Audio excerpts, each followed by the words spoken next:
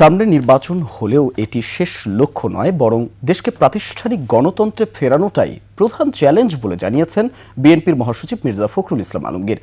তিনি বলেছেন, বিগত 16 বছরে বিএনপির নেতাকর্মীদের মতো এরকম অত্যাচারের শিকার আর কোনো রাজনৈতিক দল হয়নি। অনুপ পিয়ালের রিপোর্ট।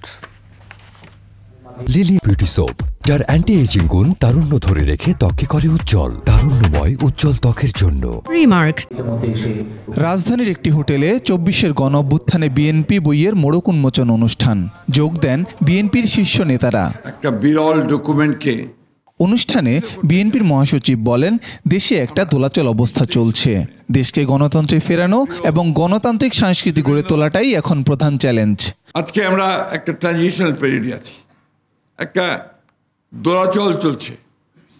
নির্বাচনের সময় ঘোষণা হয়েছে, এখনো শিডিউল হয়নি, হবে আশা করছি।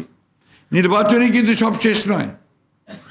নির্বাচনের মধ্য দিয়ে একটা ডেমোক্রেসিতে ফিরে যাওয়া এবং একটা ডেমোক্রেটিক কালচার গড়ে তোলা, যেটা আমাদের সবচেয়ে বড় অভাব।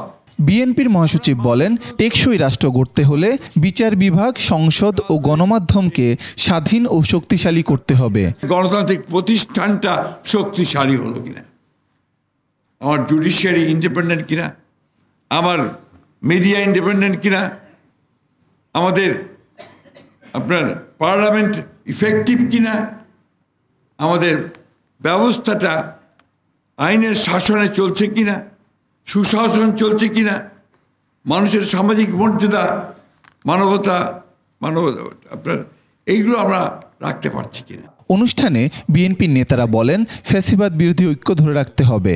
এই বাংলাদেশকে নতুনভাবে যে গড়া, সেই দিকটাকে আমরা সবচেয়ে বেশি প্রাধান্য দিই এবং তা করতে হলে বাংলাদেশে ফ্যাসিবাদ বিরোধী যে ঐক্য, এই ঐক্যটাকে সবচেয়ে বেশি সুদৃঢ় করতে হবে।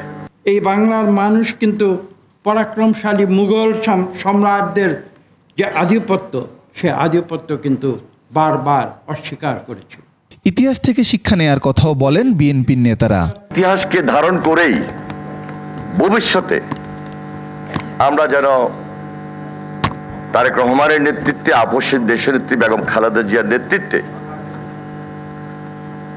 এই বাংলাদেশের। অনুপ পিয়াল, 21 টেলিভিশন, ঢাকা।